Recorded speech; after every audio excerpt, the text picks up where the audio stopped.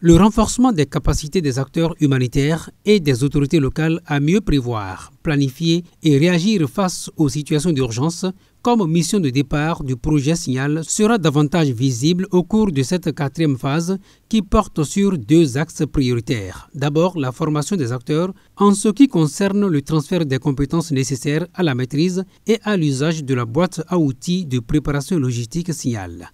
Ensuite, l'accompagnement technique pour s'assurer que ces outils soient efficacement intégrés dans les plans d'urgence et les stratégies humanitaires locales, notamment à travers l'indice de vulnérabilité logistique et les diagnostics logistiques locaux.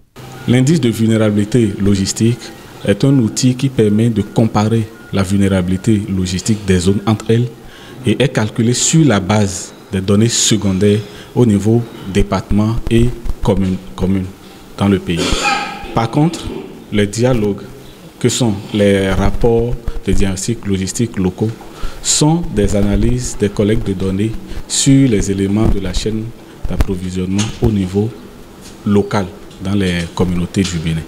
Une analyse précise des vulnérabilités logistiques permet donc d'identifier les points faibles, d'anticiper les besoins et de réduire les délais de réponse en cas de crise. Dans le contexte béninois où les défis humanitaires liés aux inondations, à la sécurité alimentaire ou à d'autres urgences climatiques et sociales sont récurrents, le projet Signal est une opportunité essentielle.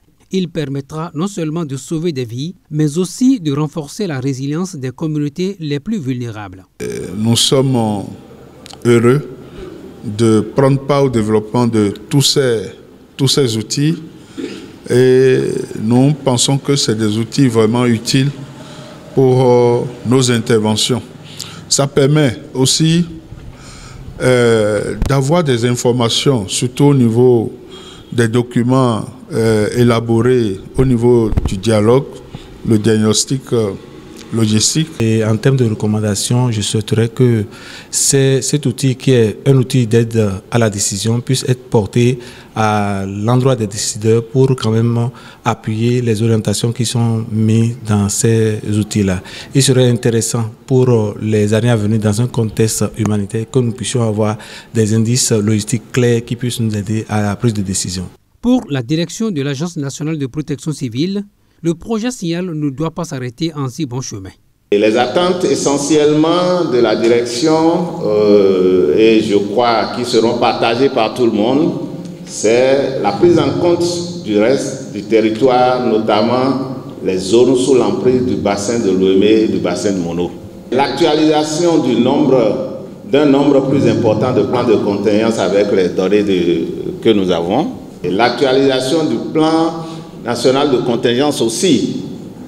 L'actualisation aussi de la stratégie nationale de réduction des risques de catastrophe. Rappelons que le projet Signal est un programme innovant initié et mis en œuvre par Handicap International depuis 2021 pour évaluer la vulnérabilité des communautés fragiles et identifier les mesures de préparation et de réponse efficaces aux crises et à l'action humanitaire au Bénin.